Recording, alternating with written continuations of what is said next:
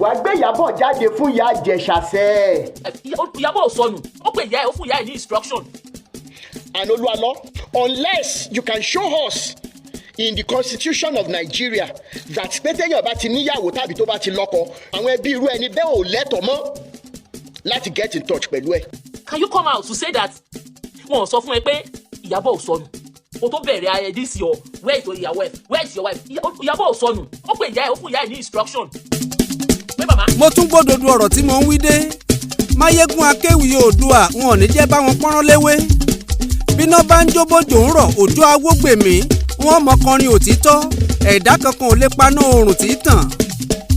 takọ́tábó ó tó jọ́ méjì jọ́ mẹ́ta àròyé nílé orin ọ̀rọ̀ nípa aya Olú Alọ àtọmọ kan tó lòun jẹ́ Rotimi Daniels ìyẹn Rotimi Dandawi tó ń gbáwọn òjíṣẹ́ Olúwa ṣépè tí mo járọ rẹ̀ lórí ọ̀rọ̀ Olú Alọ níjọ́sí pérọ́ nípa kẹ́yìn èèyàn tó yí ọ̀rọ̀ yìí ń gbéra yín ṣépè nígbà yẹn nítorí ìwádìí òdodo tí mo lọ ṣe tí mo fi tú láṣìírí fáyé gbọ́ tó wá dẹni tí ń lọ tí ń bọ̀ bí ìlẹ̀kẹ̀. jìnnìjìnnì bọ́mọ tí ń jẹ́ awíṣojo ó ń gbéra rẹ̀ ṣépè ó lọ́mọ aráyé ò ní gbọ́ ọmọ. mo mirí mo lágbàá òfìfo ni tí ń dún worowóró òròmọ adìyẹ rẹ̀ ọ̀mà wòdì ìyá rẹ̀ tó màṣá ò sí nílé mo kọjá Akewi tó lè mọ́ halẹ̀ mọ́ lórí ọ̀rọ̀. mo forin ṣàlàyé báyà Olú Alọ tí Rotimi lólú Alọ ti pa tọmọtọmọ yìí ò rí bẹ́ẹ̀ bó sì wà láyé. mo ké tó mo ní òsọnù ẹ ò gbà mí gbọ́ pé bẹ́ẹ̀ ti rò pé ó rí bẹ́ẹ̀ kọ́ lọ̀rọ̀ òun rí pọ́jọ́ ọ̀rọ̀ ń bọ̀ àsìkò ọ̀rọ̀ tí ì tó rárá. ẹ̀yin ọlọ́gbọ́n gbogbo olóye tẹ́ ẹ lọ́pọlọ lẹ gbọ́ mi yéké nílé orin. àwọn onílara àwọn àṣebàjẹ́ ni wọ́n fapá jánu lórí orin Akewi tí ọ̀sẹ̀ tàn. ohun tó mú mi dá sọ̀rọ̀ yìí gan-an nígbà tí mo lọ ṣèwádìí ìṣẹ̀lẹ̀ lọ́dọ̀ màmá Ìjẹ̀ṣà ní Fáàkì Èkìtì níjọ́sí tí mo wá rí i pé Rotimi fúnra rẹ̀ ló ní kí màmá mọ́ pariwo ẹkún tí màmá ń sun kò ṣàdédé wáyé Rotimi ló fi rọ́dà bẹntiróòlù sáàrò ìṣẹ̀lẹ̀. ẹ kú iṣẹ́ ribiribi èmi ṣì wà lẹ́nu iṣẹ́ bọ̀ torí mo lè ti máa sùn nígbà tẹ́yìn bá máa jí láti lọ sí ọ̀dọ̀ ìyá Ìjẹ̀ṣà again. ìbá àti ẹ̀jẹ̀ 2-minute video ẹ jẹ́ kí ẹ ṣe fídíò ìyá Ìjẹ̀ṣà kí wọ́n pariwo kí wọ́n sọ wípé kí gbogbo ọmọ Nàìjíríà kí wọ́n jọ kí wọ́n ràn wọ́n lọ́wọ́ pé àwọn ń wá ọmọ àwọn òun kí wọ́n jọ o torí látìgbà tí ó ti lọ bí ọdún mẹ́ta àbí bẹ́ẹ̀ nísìnyí àwọn ò rí o táwọn bá dẹ̀ ti béèrè èmi fáwọn lésì kán jọ o kí wọ́n gbà wọ́n o something like that irú fídíò bẹ́ẹ̀ dẹ̀ má jẹ́ kójú ti yín hàn bẹ́ẹ̀ o Ọlọ́run ṣàjẹ́ kan sign paper yẹn káwá bẹ̀rẹ̀ iṣẹ́ nípa ẹ̀rẹ̀ wẹ́ ṣe. fúnra Rotimi Dandawi ló lọ kọ̀wé lórúkọ ẹbí Ìyábọ̀ ìyẹn aya Olú Alọ tó ṣe pé àwọn ọmọ màmá tó kù rán níṣẹ́ tí ń jẹ́ ṣọwọ́ fẹ́ sọ fún wa ni páwọn ọmọ màmá ò kàwé wọn ò lọ sílé ìwé kankan tó fi jẹ́ pé òun Rotimi ló ń kọ̀wé fún wọn àṣẹ̀wá àṣẹ̀ǹbọ̀ òkòtó irọ́ já Rotimi fúnra rẹ̀ ló bẹ̀rẹ̀ rẹ̀ lọ́wọ́ ẹ̀.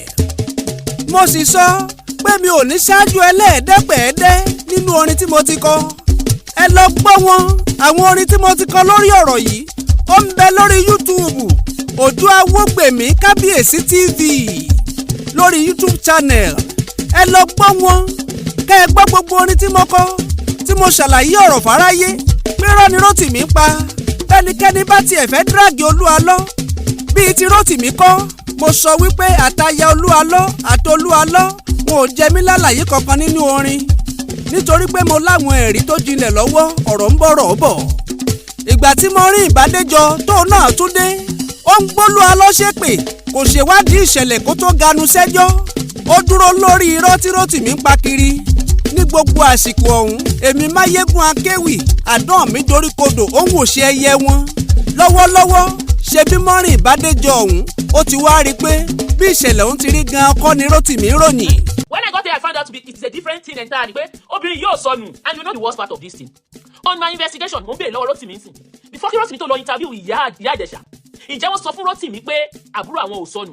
Pé ẹ̀gbọ́n ẹ̀ sọ fún ẹ pé òun sì bá àbúrò òun sọ̀rọ̀ ní April here. Pé my sister do not want to have anything to do with Olú Alọ again, that they are no more together.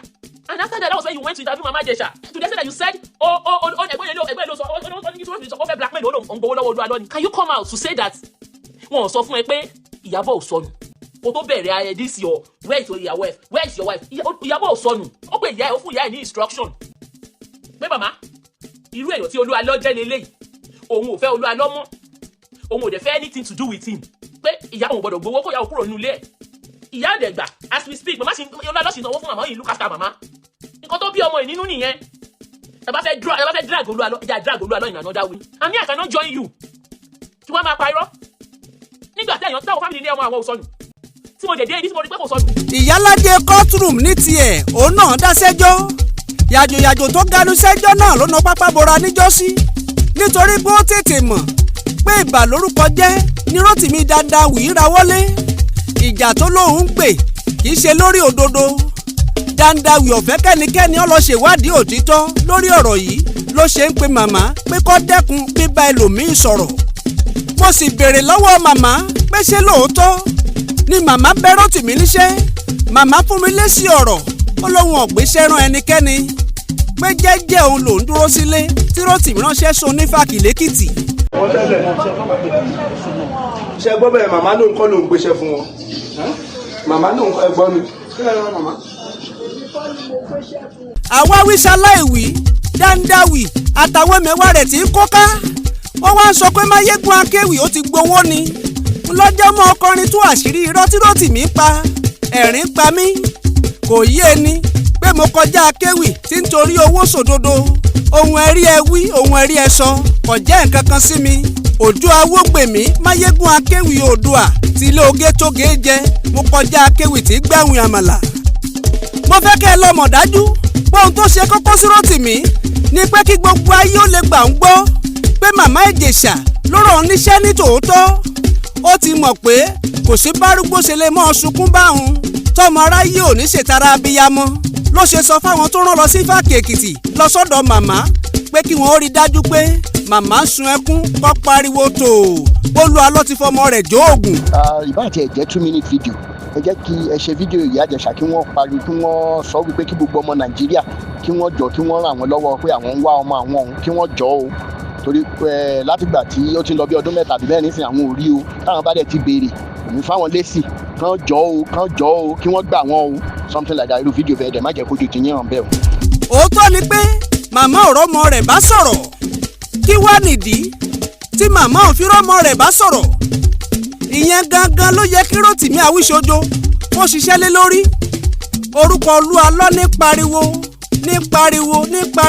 pariwo ṣáṣáṣá lórí social media káàkiri táwọn èèyàn ò sì fura mo tún fẹ́ kẹ́ ẹ mọ̀ dájú pé kì í ṣe bí Rotimi ṣe ń pèntì rẹ̀ lójú aráyé lórí ọkàn fẹ́ lo opportunity yẹn fi gbógun sólú Alọ ni ìgbà tó rí i pé ọ̀sẹ̀sùn kankan tó dájú tó lè kà sọ́run Olú Alọ ló ṣe ń gbawájú tí ń gbẹ̀yìn lórí ọ̀rọ̀ Mayegun mo gba Rotimi dandawi lámọ̀ràn lórí ọ̀rọ̀ yìí kì í ṣòro ariwo lórí TikTok mímọ́ gbó bí ajá lórí social media kò lè ṣàǹfààní rárá mo ní kó gbọ́rọ̀ Olú Alọ gba ilé ẹjọ́ lọ ìgbà tó ṣe pé kò láwọn ẹ̀rí tó dájú lọ́wọ́ ńlọ́jọ́ padà sẹ́yìn Rotimi wá ń parọ́ bóun ti káwọn lọ́yàsì jọ àtàwọn committee of friends tí wọn ò exist rárá látijọ́ tí wọ́n ti ń jambula ẹnu àwọn ọ̀rẹ́ France ọjọ́ mi lójú pẹ̀lú kọ́mpútà àwọn ìgbéra ó sì ń fà nílẹ̀ Mayegun níjọ́ tí mo lọ sí Fáàkì Èkìtì tí mo lọ wádìí ọ̀rọ̀ lẹ́nu màmá káyé ó lè gbọ́ ń lemọ́lemọ́ ní fóònù màmá ń dún Bùnmi Omiṣaki Ìbítóyè tí Rotimi rán níṣẹ́ ẹ̀rọ pé kó lọ gbóhùn màmá lọ́nà awúrúju ló ń pe màmá sórí aago pé màmá ò gbọ́dọ̀ bá wa sọ̀rọ̀ ṣe ni Rotimi ń gbawájú tó ń gbẹ̀yìn ká mọ́ bá mọ̀ dí òkodoro ìyẹn gangan nìdààmú tó bá Rotimi Awíṣojo tó ṣe ń gbéra rẹ̀ ṣépè. ọmọ yìí ni mí náà ọmọ Fàkì bẹ́yẹ̀ ni mí náà kò yẹ kẹ́ máa ṣe bẹ́yẹ̀. kí ni mo tún fẹ́ sọ. ẹgbọ́n nǹkan tó sọ lẹ́nu pé ẹlẹ́rìn yẹn kankan ṣe o ẹ̀rìn anybody ẹ̀mọ̀ kankan nu wa káàtì ẹ̀gbà pé ẹ̀mọ̀ kankan nu wa ẹ̀yin náà gbọ́ language yẹn lẹ́nu ẹ̀fọ́ ẹ̀gbà 30,000 naira kó tó di fẹ́ẹ̀lì sáìn. ẹ jọ ṣé tó bá yẹ pé ibi tó ti ń ṣe ni family ló máa fi owó tó máa fi structure iṣẹ́ yìí family ló máa rẹ̀ṣẹ̀ sílẹ̀ kò ní jẹ́ pàwọ́ la máa rẹ̀ṣẹ̀ owó tó fi ṣiṣẹ́ ìsílẹ̀. bẹ́ẹ̀ni. tẹ́lẹ̀ mọ̀ kẹtẹ́ máa sọ fún un. ó dàbọ̀. mo yànnàná ẹ̀ nínú àwọn orin tí mo ti kọ mo nírọ́ ni Rotimi yìí ń pa dáńdáwì ò láwọn ẹ̀rí tó dájú lọ́wọ́ ẹ̀yin ẹni ọ̀rọ̀ òye ẹdi tí sódodo orin tí mo ń kọ sọ́wọ́ tó yín àbí ọ̀tán ẹ ti wá mọ húlẹ̀húlẹ̀ ó ń wí fún yín pé Olú Alọ ti pa aya rẹ̀ jóògùn ẹ̀yin náà ẹ sì gbà á gbọ́. ó tún sọ fún yín páyà Olú Alọ ń jẹun kiri lórí ààtàn tọmọtọmọ nílùú òyìnbó. ẹ̀yin tí mo rò pé ó lọ́pọlọ ní diaspora ẹ sì gbà pé bẹ́ẹ̀ lórí. ó dunni ẹni a rò pé ó yẹ kó gbọ́n ògbọ́n wọ́n fi sẹ́ńtímẹ́ǹtì sọ̀rọ̀. mo sì kékeré pé gbàláyé mi sí òbe kọ́ ni Rotimi ń jà fún. Olú Alọ gangan níṣòro rẹ̀ tó fẹ́ káwọn ènìyàn mọ orí lẹ́ni burúkú. Rotimi dandawi ẹni tó sọ pé Yẹ́misí ti kú Olú Alọ ti gbẹ̀mí ẹ̀ tọmọtọmọ ṣóun lẹ rò pé ń jà fún gbàlà Yẹ́misí ni bí kì í bá ṣe pé ó ti rẹ́rọ kìrìsìtẹ́nì sínú láti ìpìlẹ̀ wá tako gbogbo ẹni tó mọ Jésù lólùgbàlà. onírúurú àwọn èèyàn ló ń pè mí sórí aago. àwọn kan sọ̀rọ̀ wọ́n sọ bí ọkàn wọn ti rí. a sì ráwọn tó ṣe pé wọ́n rò pé owó lolú Alọ gbé fún Mayegun akọrin tí ń kọrin. mo sọ fún wọn pé Mayegun Akewi ò gbowó lọ́wọ́ Olú Alọ o. ìlànà iṣẹ́ Olúwa rán mi ni mò ń tọ̀. ẹ̀yin aráàlú wa tó bá ti jẹ́ pé lórí ọ̀rọ̀ Olú Alọ ni ohunkóhun tẹ́ ẹ bá ń gbọ́ lẹ́nu Rotimi irọ́ ni. kò sí bó ṣe lè sòótọ́ nítorí pé kò fẹ́ràn àwọn tí wọ́n ṣe ti Jésù Kristi. mo ti fi dárin ewì nígbà kan nínú orin tí mo ti kọ. pọ̀rọ̀ yìí ó rí gẹ́gẹ́ bí ajá tí wọ́n gbé lọ sí kóòtù kó lọ jẹ́jọ́. adélé ẹjọ́ adájọ́ tó fẹ́ dájọ́ ìmáàmù ni. ẹ jọ̀ọ́ irú ẹjọ́ wo lẹ rò pé ìmáàmù lè dá fájá tájá ò ní jẹ̀bi ẹ̀sùn nígbẹ̀yìn. kò tán síbẹ̀ o ó tún kù nìbọn rú. Ojo Awogbemi Mayegun Akewi Oòduà àǹtílétoko. mo tún padà bọ̀ nílé orin. ẹ lọ subscribe sí Ojo Awogbemi Kábíyèsí TV lórí YouTube channel kẹ́ lè mọ̀ gbọ́ àwọn orin ewì ìṣẹ̀lẹ̀ tí ń ṣẹlẹ̀ lórílẹ̀‐èdè.